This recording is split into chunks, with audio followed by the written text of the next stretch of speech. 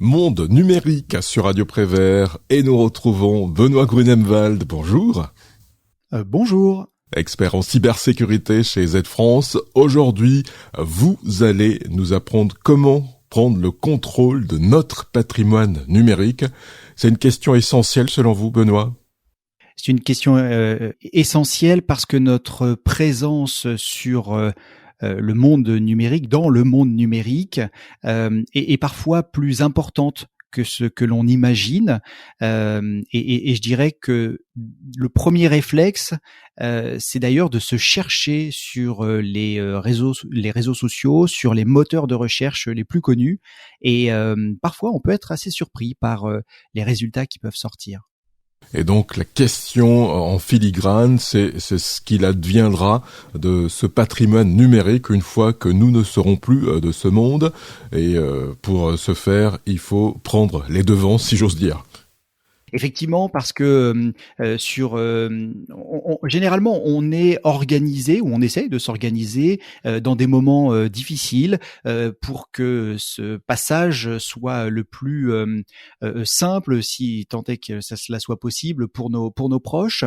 Et bien on oublie malheureusement notre pendant numérique trop fréquemment. Donc s'intéresser à ce qu'il est possible de faire une fois que l'on n'est plus là est un facilitateur pour nos proches. Et je dirais que à partir de ce moment-là, si on prend cette décision, ce n'est pas quelque chose qui va être très complexe ni très consommateur en temps. Je dirais en 1 heure, on réussit à faire le tour des différents réseaux sociaux et des différentes plateformes sur lesquelles on va donner des instructions. Justement, on va faire un petit tour, peut-être pas de tous, mais bon, vous nous direz ce qu'il faut faire. Par exemple, on va commencer par un réseau très emblématique que pas mal de monde utilise, Facebook par exemple. Oui, tous les réseaux sociaux ne proposent pas des paramètres pour pouvoir agir quand justement on n'agit plus sur son réseau social.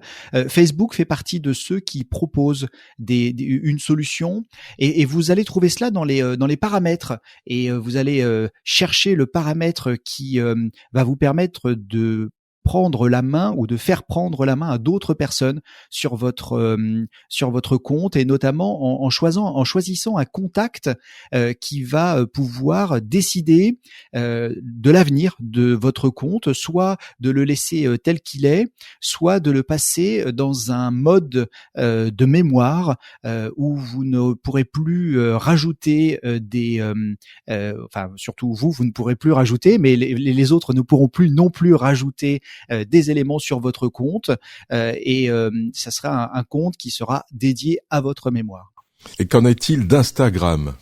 Alors sur Instagram, même si cela fait partie de Meta, donc comme Facebook, Instagram ne permet pas aujourd'hui de supprimer des comptes. Il faut faire une demande à Instagram. C'est un process qui est un petit peu plus compliqué, mais si vous êtes en possession du certificat de décès de la personne de qui vous souhaitez fermer le compte, eh bien vous allez pouvoir demander à Instagram de clôturer ce compte. Et vu le nombre de personnes qui utilisent un compte Gmail et au-delà de Gmail, il y a de nombreux services Google. Je suppose que vous allez également vous pencher sur Google. Effectivement, et Google propose des opérations assez simples à mettre en œuvre et également assez faciles, notamment la possibilité de paramétrer ce que l'on appelle le gestionnaire de comptes inactifs. Comme bien souvent, vous allez choisir des contacts qui sont des contacts de confiance, et si vous n'utilisez pas votre compte passé un certain temps, eh bien ces contacts seront notifiés et pourront prendre la main sur votre compte pour pouvoir le clôturer, voire même récupérer des informations ou simplement effacer les informations. D'ailleurs, je vous invite dans les préférences de Google, encore une fois, à chercher la possibilité d'effacer de manière automatique, soit jamais, soit 3 mois, soit 6 mois, les différentes informations qui sont dans votre compte. Cela peut être utile également pour une question de protection de la vie personnelle.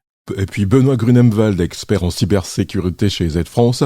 Il y a l'univers Microsoft. Je parie que vous avez quelque chose à dire là-dessus.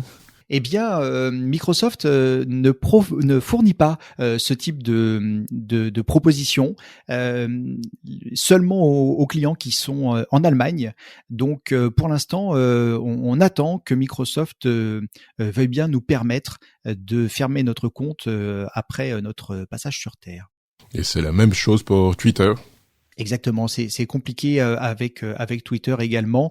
Donc voilà, mettre des informations quand vous activez l'authentification forte, le login, le mot de passe, votre gestionnaire de mot de passe également serait un bon moyen de transmettre votre gestionnaire de mot de passe à un tiers, de le garder en lieu sûr et le jour où malheureusement on a besoin de s'en servir, eh bien on peut accéder à tous vos comptes. Le coffre-fort numérique est une bonne solution également pour gérer l'intégralité de ces comptes, même si ceux-ci ne proposent pas de solution simple pour le faire.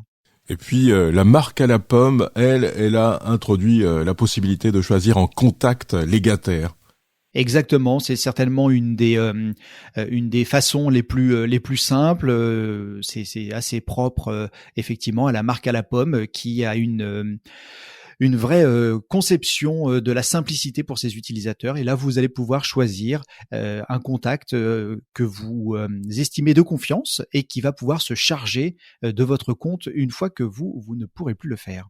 Et puis pour les utilisateurs de PayPal, il y en a quelques-uns quand même. Que faudrait-il qu'ils sachent ? Effectivement, PayPal, c'est important parce que bien souvent, on a ces coordonnées bancaires, ces cartes bancaires d'intégrer dans PayPal. Donc, si vous souhaitez clôturer le compte d'un proche, eh bien, vous allez vous devoir fournir une preuve du certificat de décès, une preuve que vous êtes affilié à la personne pour qui vous souhaitez fermer le compte. Et pour terminer, vous dites, Benoît, que ça paraît morbide comme processus, mais il ne faut pas se tenir à cet aspect des choses. Non, effectivement, parce que le jour où on passe dans l'au-delà, eh bien, il faut pouvoir alléger au maximum les tracas de nos proches. Et puis, il y a un élément qui est important, c'est que nos différents sites, réseaux sociaux, messageries, prennent vraiment en compte l'aspect sécurité, notre sécurité, et aller dans les paramètres de sécurité des applications que l'on utilise régulièrement pour vérifier s'il n'y a pas moyen de mettre plus de sécurité, eh bien, est un bon réflexe à avoir au-delà d'aller ajouter des contacts de confiance qui s'occuperont de nos comptes par la suite. Eh bien, merci beaucoup Benoît Grunemwald, expert en cybersécurité chez Z-France. On vous retrouve très prochainement sur Radio Prévert. À bientôt. À bientôt.